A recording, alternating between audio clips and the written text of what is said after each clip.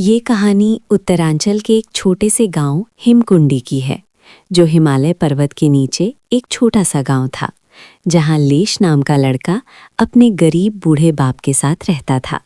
वो बहुत गरीब थे, उनके पास खाने के लिए भी कुछ नहीं था। चूल्हे के सामने बैठकर लेश और उसके पिता दोनों आग सेक रहे थे। लेश अपने पिताजी से कहता है, पिताजी, मुझे भूख लगी है, घर में कुछ खाने के लिए खाना है? पिताजी, बेटा, खाना तो नहीं है। मैं अब ठंड में नहीं चल सकता हूँ, इसलिए मैं खाना नहीं ला पाया। लेश अपने पिताजी की ओर देखते हुए बोलता है, पिताजी, कल से खाना ढूंढने में जाऊंगा, चलिए आज हम सो जाते हैं। ये कहकर लेश अपने पिताजी के साथ सो जाता है। अगली सुबह लेश खाने की तलाश करने के लिए जंगल में जाने के लिए तैयार होकर अपने पिताजी से कहता है, पिताजी, मैं जंगल जा रहा हूँ खाने की तलाश करने। सोम अपने बेटे लेश से कहता है, बेटा, ध्यान से जाना, जंगल में जंगली जानवर भी घूमते रहते हैं। ठंड बहुत ज्यादा है, इसलिए जंगल से सूखी लकड़ी लेते आना। ठीक है पिताजी। उसके बाद लेश जंगल की ओर बढ़ने लगता है। जंगल के चारों तरफ बर्फ गिरी हुई थी और अभी भी बर्फ की बारिश हो रही थी। लेश जंगल में सूखी लकड़ी और खाना की तलाश करता है। लेश पूरा जंगल घूमता है, पर उसे कहीं भी खाना और सूखी लकड़ी नहीं मिल रही थी। लेश थोड़ा और आगे जाता है और देखता है, वहाँ एक सूखी हुई छोटी सी पेड़ है। लेश उस सूखी हुई लकड़ी को कुल्हाड़ी से काटता है और खाने की तलाश करने लगता है। लेश थोड़ी देर और आगे जाता है तो वो देखता है एक फल का छोटा पेड़ है, जिसमें थोड़े से फल लगे हुए हैं। लेश उन फल को तोड़ता है और फिर वापस आने लगता है। लेश जब वापस घर आया तो वो देखता है उसके पिताजी ठंड के कारण बहुत तेजी से कांप रहे हैं।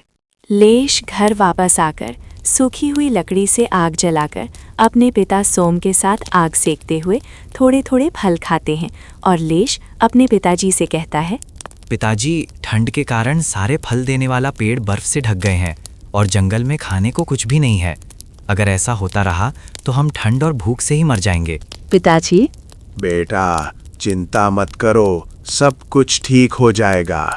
आग सेंकते हुए भी लेश के पिताजी की कपकपी कम नहीं होती है, तो लेश घबरा जाता है और उसके पिताजी से कहता है, पिताजी, आप चिंता मत करिए, मैं सुबह बेद जी को बुलाकर ले आऊंगा, अभी आप सो जाइए।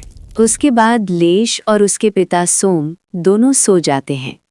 सुबह उठकर जब लेश अपने पिताजी को देखता है, उसके पिताजी अभी भी ठंड से कांप रहे थे। लेश दौड़कर वेद के घर जाता है और वेद जी को अपने साथ घर ले आता है। वेद जी लेश के पिताजी की हाथों की नाड़ी को देखते हैं और लेश की तरफ देखकर बोलते हैं, तुम्हारे पिता की सूर्य नाड़ी अक्रिय हो गई है, इसलिए तुम्हारे पिताजी को इतनी ठंड लग रही है। इस बीमारी की कोई औषधि नहीं है। लेश वेद से कहता है, लेकिन इसका कोई तो दूसरा उपाय होगा। वैद जी थोड़ी देर सोचते हैं और बोलते हैं, एक उपाय है, सूर्यमणि। सूर्यमणि, ये क्या है? वैद जी बताते हैं, सूर्यमणि एक दिव्य मणि है जो किसी भी व्यक्ति की बंद अक्रिय हुई सूर्य नाड़ी को फिर से सक्रिय करती हैं। लेकिन क्या वेद जी? सूर्यमणि केवल बर्फीली तूफान के समय ही बाहर आता है और बर्फीली तूफान से पृथ्वी को जमने से बचाती है और तूफान कम करने के कुछ समय बाद फिर से गायब हो जाता है। तुम्हें सूर्यमणि अदृश्य होने से पहले उसे उठाना होगा। लेकिन इस कड़कड़ाती ठंड में कौन जाएगा सूर्यमणि लाने? तभी लेश बोलता है, मैं जाऊंगा मणि लाने। आप बताइए, सूर्यमणि कौन सी जगह निकलती है और किस दिशा में? उत्तर की ओर हिमालय की पर्वत पर सूखी हुई पेड़ और बर्फ से ढकी हुई पहाड़ की चोटी पर मिलेगा तुम्हें सूर्यमणि। उसके बाद लेश उत्तर की ओर बर्फ की पहाड़ी पर ठंड से कांपते हुए जाने लगता है। लेश चलते रहता है। तभी चलते चलते उसे एक बड़ा सा पहाड़ मिलता है जो बहुत ऊंचा था और उस पहाड़ में एक ऊपर से नीचे तक बहुत लंबी सीढ़ी बनी हुई थी। लेश पहाड़ के नीचे से पहाड़ को देख रहा था। तभी थोड़ी देर बाद बर्फ की हवाएं और तेज हो जाती है और चारों ओर पूरी तरह बर्फ की बारिश शुरू हो जाती है। लेश समझ गया कि अब बर्फ का तूफान आने वाला है, इसलिए लेश अब सीढ़ियों से बर्फ के पहाड़ के ऊपर जाने लगता है। लेश धीरे धीरे सीढ़ियों में बर्फ से ढके हुए रास्ते से पहाड़ पर चढ़ता है। जैसे जैसे लेश ऊपर जाता है, ठंडी हवाएं और तेज हो रही थीं। लेश पूरा कांपने लगता है, फिर भी वो पहाड़ पर चढ़ता रहता है। लेश जब पहाड़ की चोटी पर पहुंचता है, वो देखता है चारों ओर पूरा बर्फ के ऊंचे ऊंचे पहाड़ हैं। लेश पहाड़ को देख रहा था, तभी वो देखता है कि आगे तरफ से एक बहुत तेज बर्फीला तूफान आ रहा है। लेश उस बर्फीला तूफान को देखकर डर जाता है और वो कांपने लगता है। बर्फीला तूफान धीरे धीरे लेश के पूरे नज़दीक आ रहा था।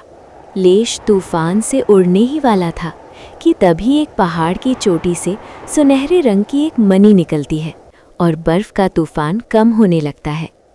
लेश देखता है कि वो मणि बहुत चमक रही थी।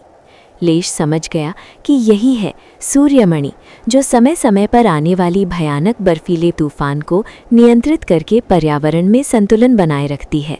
और ये वही मणि है जिससे मेरे पिताजी की सूर्य नाड़ी फिर से सक्रिय होगी। फिर लेश सूर्यमणि के पास जाता है और सूर्यमणि को अपने हाथों में उठाकर अपनी झोली में डाल लेता है। उसके बाद लेश देखता है कि उसकी ठंडी भी अब कम हो रही है। लेश फिर सूर्यमणि के साथ जंगल के रास्ते से वापस आ जाता है और सूर्यमणि को वेद जी के हाथों में दे देता है। वेद सूर्यमणि को लेश के पिताजी के ऊपर माथे में लगते हैं, तो धीरे धीरे लेश के पिताजी की ठंड भी दूर होने लगती है। उसके बाद लेश के पिताजी पूरी तरह स्वस्थ हो जाते हैं और खड़े हो जाते हैं। ये देखकर लेश बहुत खुश होता है और वो वेद से कहता है, धन्यवाद वेद जी, आपने मेरे पिताजी को बचा लिया। तब वेद जी बोलते हैं, इसमें मेरा धन्यवाद नहीं बेटा, ये तो तुम्हारी मेहनत है जो इतनी ठंड में सूर्यमणि पहाड़ों से लेकर आए और अपने पिताजी को ठीक किया।